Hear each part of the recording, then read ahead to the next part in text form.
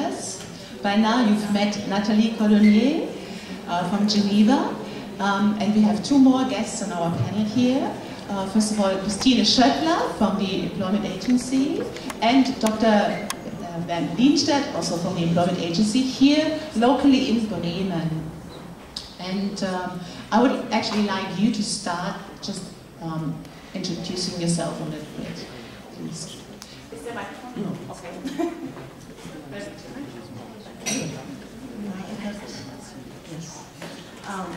Yes, my name is Christine Schöttler, and I'm a careers advisor, and I work for the international section of the Federal Employment Agency here in Bremen.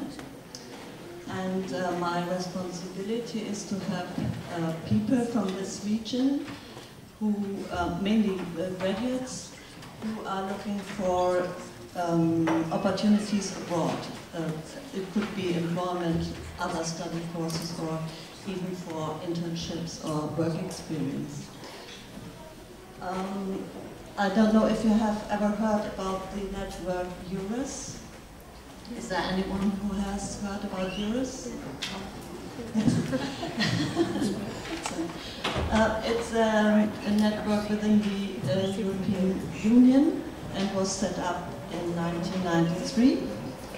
And it's a network founded by the European Commission to promote mobility within the EU. And we have about 800 trained EURES advisors in the EU and about 100 in Germany. And I'm part of this network, and we have people to find work abroad. I'm not the expert for the German labor market, that's my colleague. And oh yeah, hello, microphone. My name is Bernd Lienstedt. My original profession was a neuroscientist, where I made my PhD, and I have a classical scientific career, studying, diploma, PhD, unemployment. And I came to the German job agency in 2003 by chance. It was interesting because when I started my diploma, it was clear for me that I don't want to work as a researcher because of the structures of the labor market for researchers in Europe and also in the USA. And I always thinking by myself, I would like to work on do social work as a civil servant. But how can I get this? I'm a biologist, there's no chance. No, there was a chance. So since 2003 I'm working for the German job agency. First as a job placement officer for under 25 years, so very young persons, in one of the difficult areas of Bremen. So we had a lot of criminals, we had a lot of unemployment people with non-education. It was a great time. And then for 5 years I was working as a placement officer for people who have academic degrees. And now, since the last 2 years, I'm a career advisor for academical jobs. I think that's the official title, translated in English. So we are working at the University of Bremen. We have a career office there. There's a cooperation of the university and the job agency.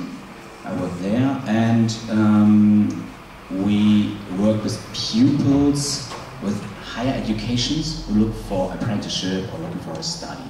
So one of my major business is to help people about the gap from ending their educations to their first job. Okay, thank you very much. And I would like to start with the first question, and that is, are European studies graduates employable? What do you think?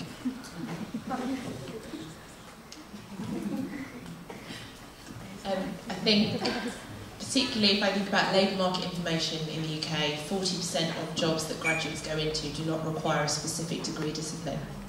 So it's trying to look at your degree through the lens of skills rather than looking at it as a subject area that's really important. So kind of turning it on its head. And so a lot of work that I do with students is asking them to think about where they've developed leadership, problem solving, communication, teamwork, these key skills that you need to demonstrate. So I would say absolutely yes. An experience that I've had working with graduate recruiters is it is a globalised labour market. So the fact that you have the knowledge of the European area through your studies, I think really adds value and an interesting academic angle to you as students and future employees. I think there is a difference to the German labour market. I came through. It's different in the UK, I think, because they are more open, the graduate recruiters, for other study fields. Yeah, but I have to admit that if there is a kind of security for being unemployment in Germany, it's a high degree of education. That starts as a professional worker and it ends with an academic degree. How can I explain it? A good friend of mine, which I made my PhD together, she said, when I came out of the university, I was very, very good to cut tiny brains in very thin slices, but nobody outside was interested in that. But then I have to notice that I have learned a lot of things at the university which are really interesting for employers. And that is one of our most experiences. And most probably people which came through an academic education don't realize what they can do beyond the things they are actually studying. And that's a lot. And these are the things, these are the skills which our employers are very, very interested in. Okay. And how would you sell European studies to an employer? How did you do this, Natalie?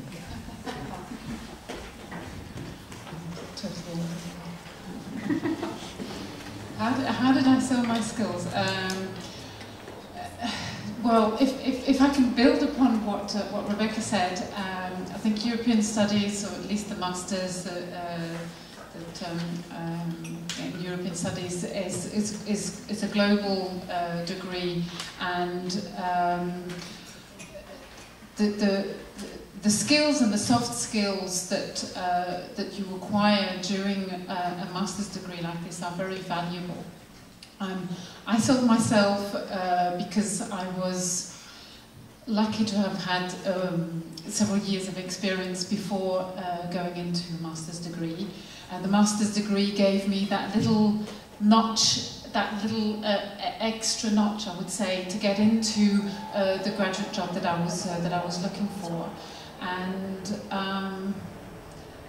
yeah, I think motivation, but the fact of having graduated from with a master's degree just gave me this particular notch, to be able to apply further.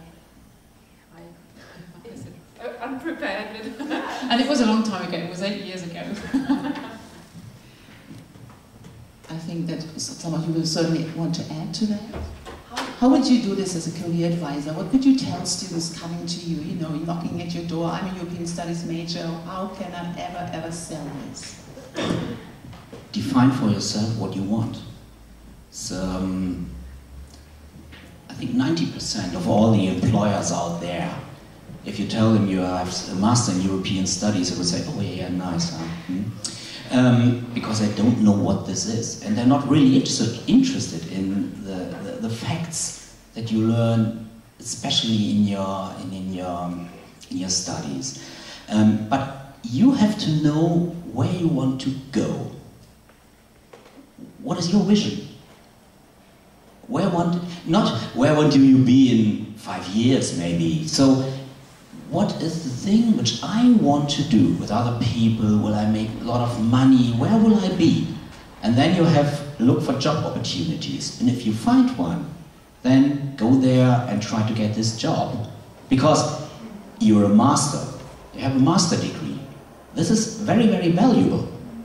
And probably you have a lot of skills which you learn in European studies. For example, different speeches, intercultural communication, all these things. I think that's it. Yeah, that's it. I actually have something to add, yes. I also marketed in my CV the Masters of European Studies as in a Masters in Public Management, because European Studies doesn't always mean a lot to employers. If you're looking at jobs within the European Commission and the European field, yes, it does talk to people. When I applied to the European Broadcasting Union, European Studies didn't really mean much. So you have to in those 2 or 3 words sell what this degree is about. And what is it about? It's about public management. It's about the skills that you acquire during this year. Whereas it's true sometimes European studies as such doesn't. I mean, to my employer at least, it didn't mean much. So I had to explain, and telling them that it was public management did help. Rebecca, would you like to add something? I think that's really important to be able to package and sell what your degree is. So when you're putting it on an application form, don't just put the degree title. Start talking about modules, skills, perhaps things that you've learned and what you can apply that to, and that needs to come through on the CV. I've done a teaching qualification, it's the Cert Ed Detels. What does that mean to anybody? But when I break it down and talk to people about it, it's actually teaching people in lifelong learning and looking at post-compulsory education and then looking at the development of lessons, assessment and teaching. That is something that people can then understand. So I think it's really important, again, looking at the communication on a CV or an application form and not just leaving a title without kind of any context really for people to understand. And how important is the topic of your master or bachelor thesis or your PhD later on? To me, none. Sorry.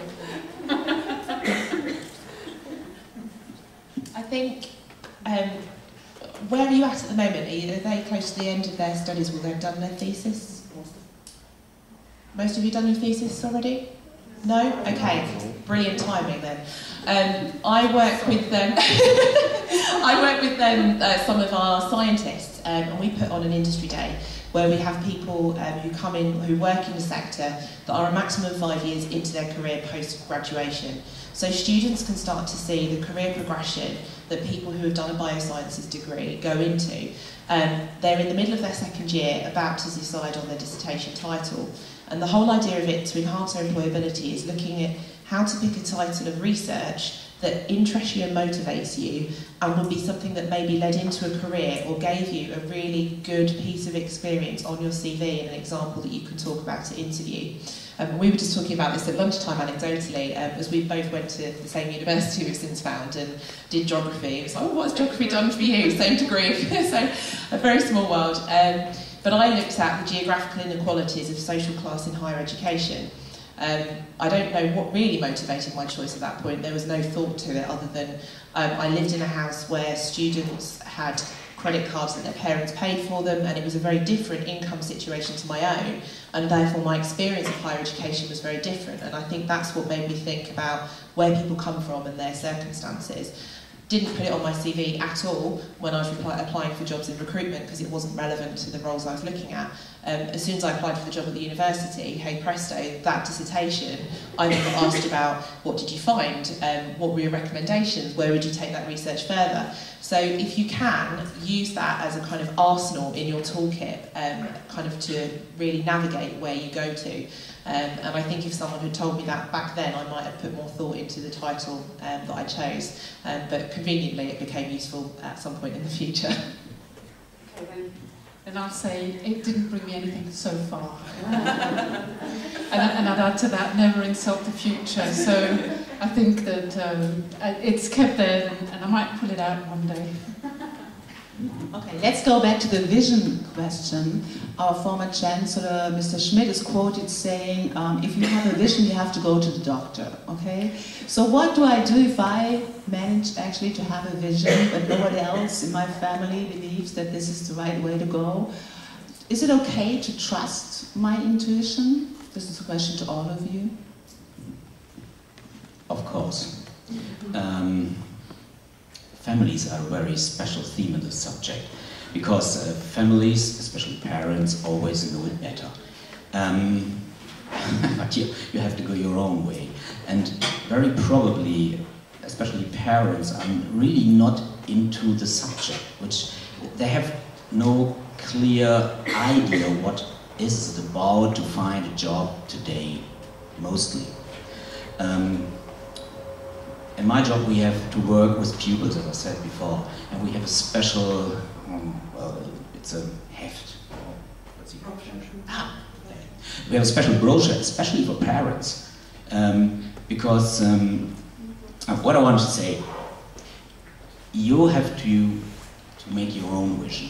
You can talk with friends, you can talk with parents, but you have to depend on yourself. What you want to go, what you want to be. So, how do I manage to be convincing when I apply? I mean, how should my CV look like? Well, I can only talk for the German labor market, and in my opinion, the CV, especially if you're just a postgraduate, so it's not very impressive because you're just doing studies, you have no job experience. The letter of motivation in Germany is much more important. This is your entrance. The letter of motivation, and I have to say the photograph, which is absolutely important in Germany. If you have an application without a photograph, forget it. So you have to tell the company or the institution what is your motivation. Well, especially what is your motivation. It's very interesting if you're talking with employers in Germany. They don't tell me that they want your value. Of course they want, but they don't tell you. They want to read what is your motivation for this job and what is the motivation to work for this institution, this company. That's enough. And if you're good in this, you can go, you get an invitation for an interview, and that's it. Then you can deal with yourself, you show you as a personality. You can talk with the people, you can communicate with the people, which is much more important. What about photographs in England? Is anyone actually looking to work in the UK? Hands up. Okay, so this is for the benefit of you. In the UK, in 2006, the Age Discrimination Act came in, where it became unlawful to discriminate against somebody for a position based on age. There was obviously gender rights before and so on. When we have European students coming to the university, the Europass CV is something that is not palatable in the UK labour market. Employers do not like it. So if you are looking to work in the UK, it is worth looking at university websites within the UK to find out examples of CVs that are acceptable. So the first piece of advice is take the photo off, take the date of birth off, take your nationality off. I don't need to know if you've got children, I don't need to know if you're married. All I want to know is, have you got the skills to come and do the job that you're applying for? So I think we see very stark differences in the CV, but then we've got to be aware that some of our students aren't going to work in the UK, so we need to be knowledgeable about CVs that are applicable to the labour market they're going back to work to. And so I think it's about localising and tailoring your CV to that local labour market. I want to agree, because we know the difference between the applications in Germany and in the UK, and therefore we have workshops for those who want to apply in English. We have them at the careers center as well at the university. So if you have your CV with me and you want me to look at it today before I go, I'm more than happy to. What are some of the biggest problems when you look at CVs that you see from students? What should be avoided for sure?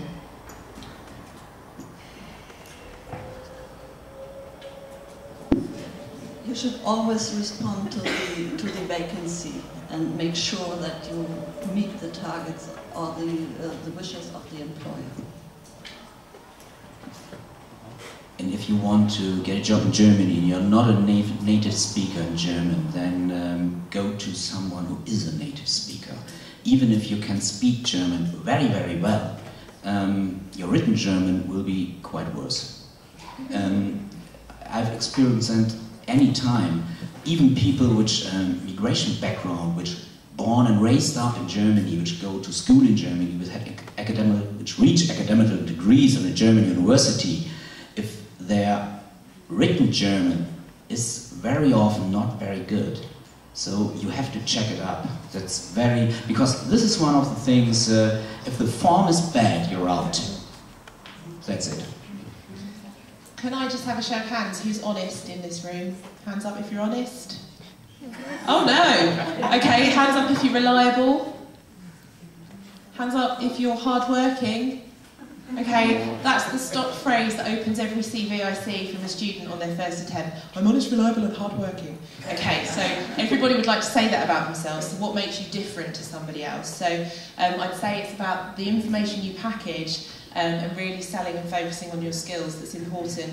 Don't make it boring to read, don't fill it with buzzwords and stock statements that are actually meaningless. So really think about what it is that you're putting into that CV, and that's one key thing for me when I read a CV.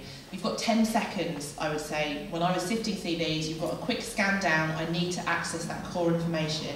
How are you going to make that impact in 10 seconds? So filling it with empty words that everybody uses on a CV doesn't make that impact. As if I keep my hat on as a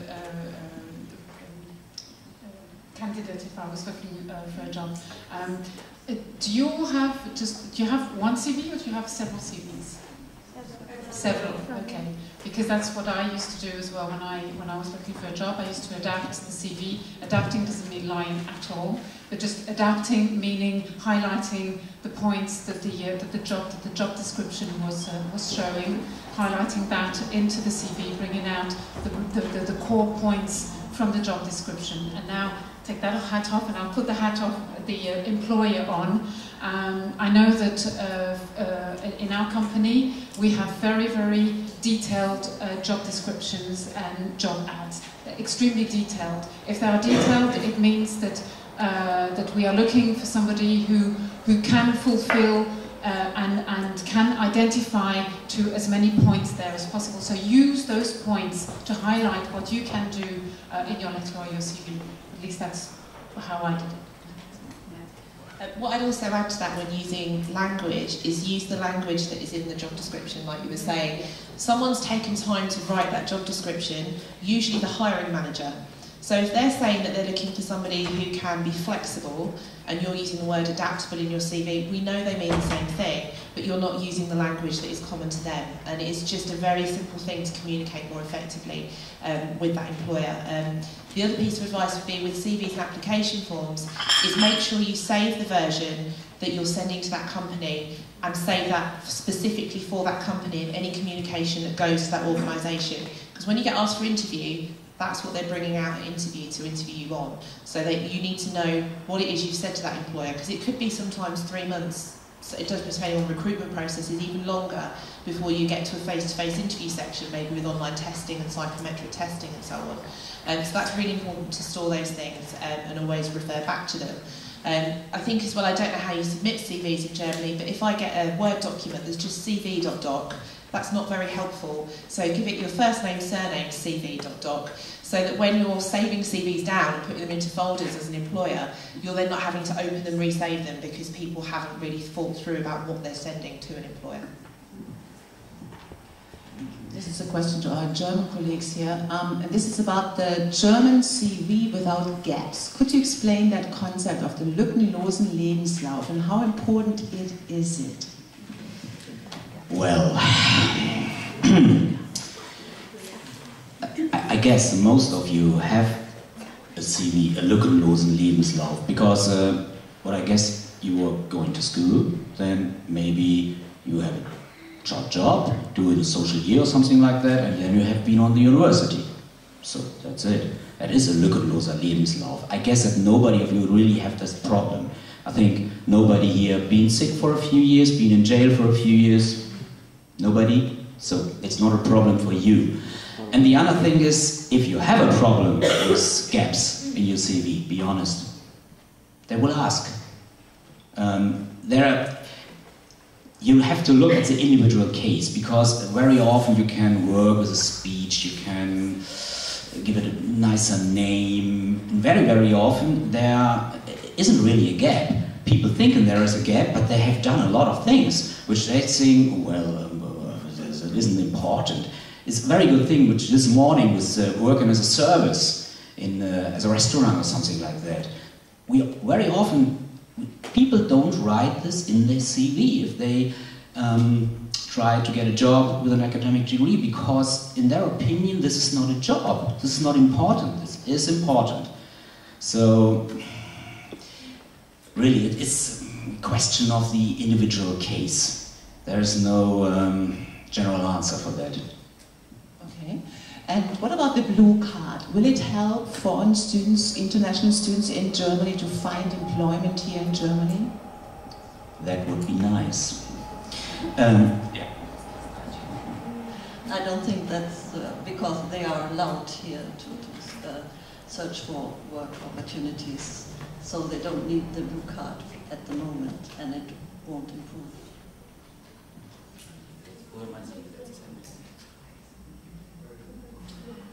Well, okay, I think it will start on the 1st of July. 1. Juli, no? 1st of July. Well, there's a change of law for the 1st of July for foreign students. I think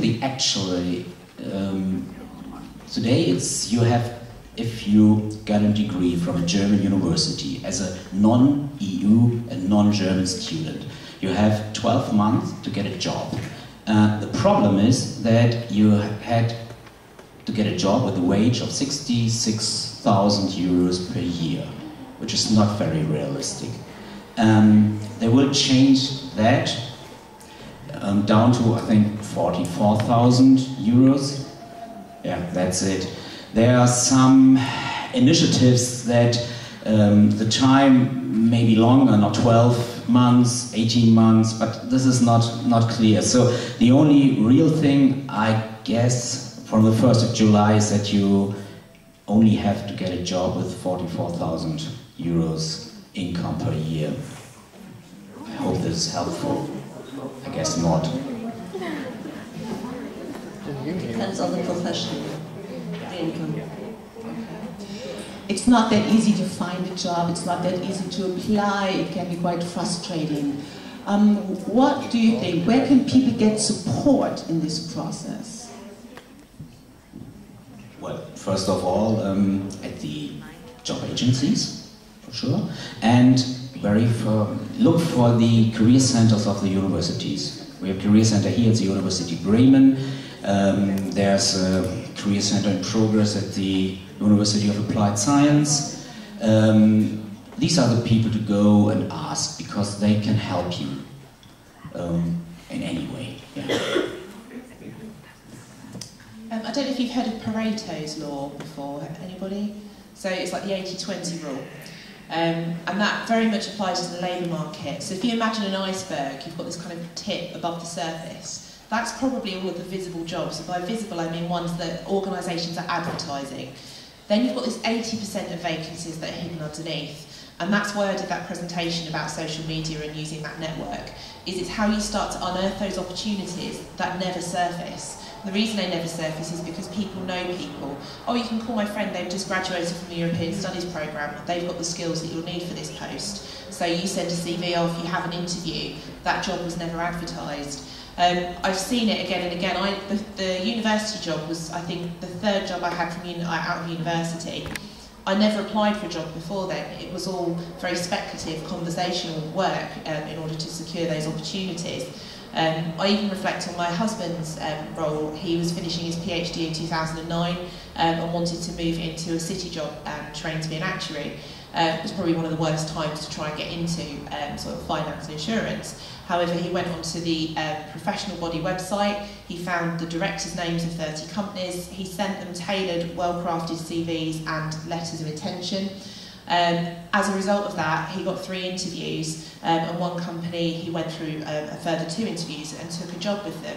None of those jobs were advertised. So I'd say don't panic when you open a paper, or if you look online at a job board, or you go to a job agency and they haven't maybe got as many vacancies as you were hoping. It's down to you to be proactive and